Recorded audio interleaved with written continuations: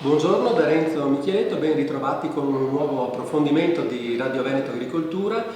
Veneto Agricoltura che ormai da diversi anni, ad inizio estate, presenta i dati consuntivi dell'annata agroalimentare veneta dell'anno precedente. Quindi adesso ci siamo e per parlare di questo abbiamo qui con noi in studio la dottoressa Alessandra Liviero, che è già stata con noi altre volte qui a Radio Veneto Agricoltura, che immediatamente chiediamo come è andata l'annata agroalimentare 2018, ricordando che domani alle ore 11 qui a Legnaro ci sarà la conferenza stampa proprio di presentazione del report con tutti i dati consuntivi.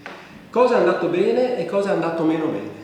Allora, partendo dalla tua prima domanda, quindi com'è andata in generale l'annata agraria, possiamo dire che confermiamo il valore della produzione che avevamo dato durante le prime stime sull'andamento dell'annata agraria 2018. Perché, scusami Alessandra, ricordiamo che Veneto Agricoltura a gennaio presenta sempre le stime, le prime indicazioni sull'andamento dell'annata che si è appena conclusa. Esatto, scusami. Il valore della produzione si conferma su 6,4 miliardi di euro, quindi il valore della produzione agroalimentare del Veneto è appunto di 6. Quindi l'agroalimentare Veneto vale nel 2018 6,4 miliardi di euro. In aumento rispetto all'anno precedente. Ovviamente questo aumento è trainato dal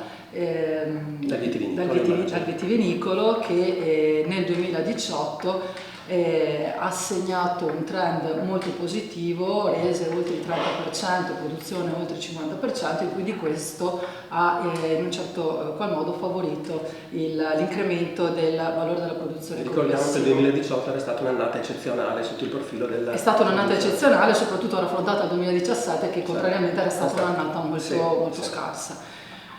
Cosa è andato bene e cosa è andato male? Bene è andato il mais, ha avuto un incremento consistente della resa produttiva pari all'11%, anche se è diminuita sia la quota di investimenti, quindi il terreno destinato a mais, 167.000 ettari quest'anno, e è andato bene anche diciamo un po' le culture frutticole come le mele, come l'actinide, il kiwi.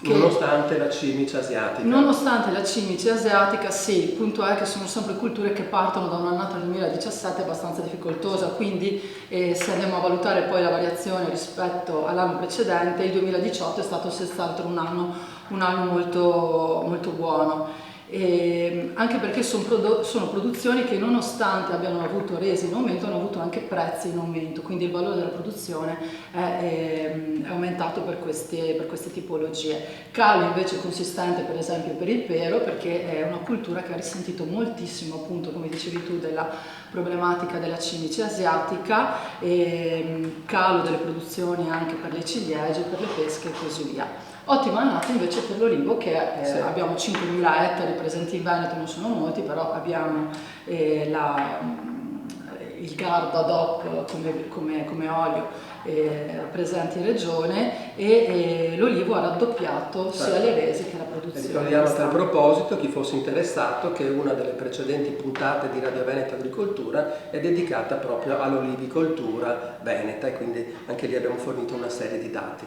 La zootecnia invece com'è andata nel 2018? La zootecnia diciamo è abbastanza stabile, sia per quanto riguarda la produzione, il prezzo sia di latte, per quanto riguarda il latte, che per quanto riguarda la carne. Ricordiamo che sono due settori che risentono abbastanza della stagnazione dei consumi. Anche quest'anno le cose non sono cambiate molto, è un settore abbastanza statico negli ultimi anni.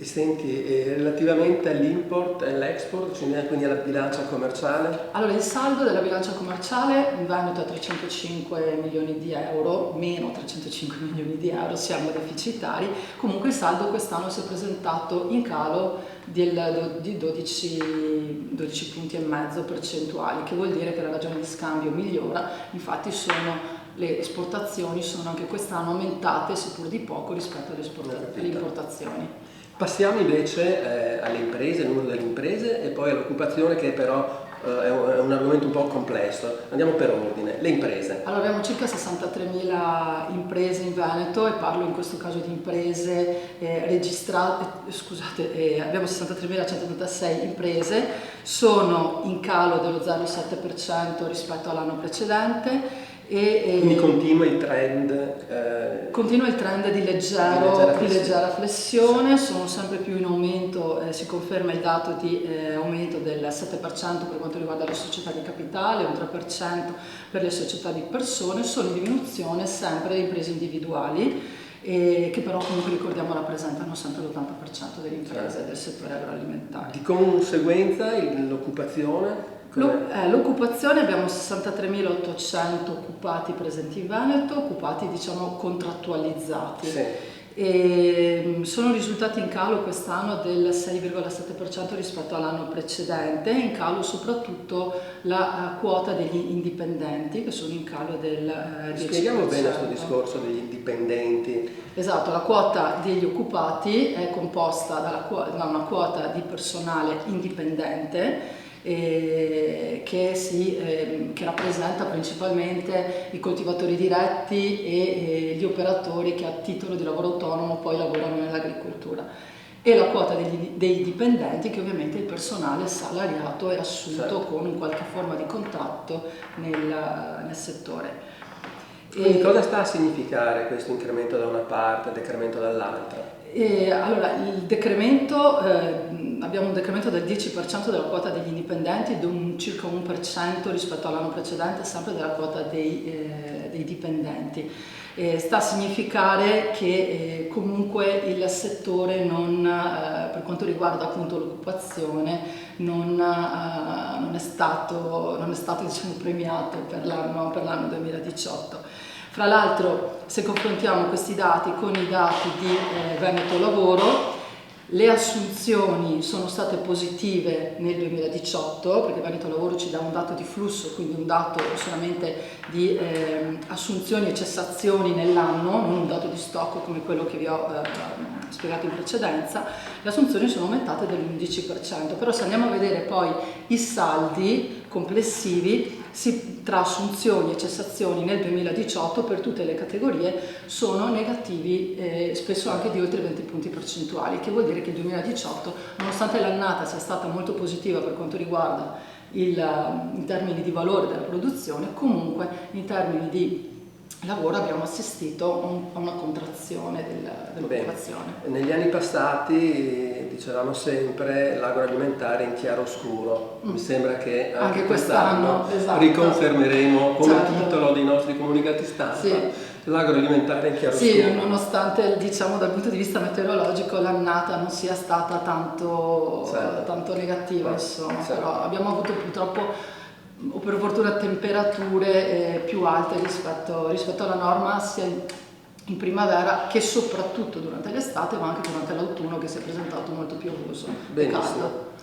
Alessandra, intanto ringraziamo la dottoressa Alessandra Liviero dell'Osservatorio Economico di Veneto Agricoltura, e ricordiamo che domani alle ore 11 a Legnaro, qui Veneto Agricoltura, ci sarà la conferenza stampa di presentazione del report con tutti i dati consuntivi dell'annata agroalimentare Veneta 2018. Poi tutti i dati saranno poi postati sul sito internet di Veneto Agricoltura e poi quindi ognuno potrà accedervi. Grazie per averci seguito e vi diamo appuntamento alla prossima settimana. Arrivederci.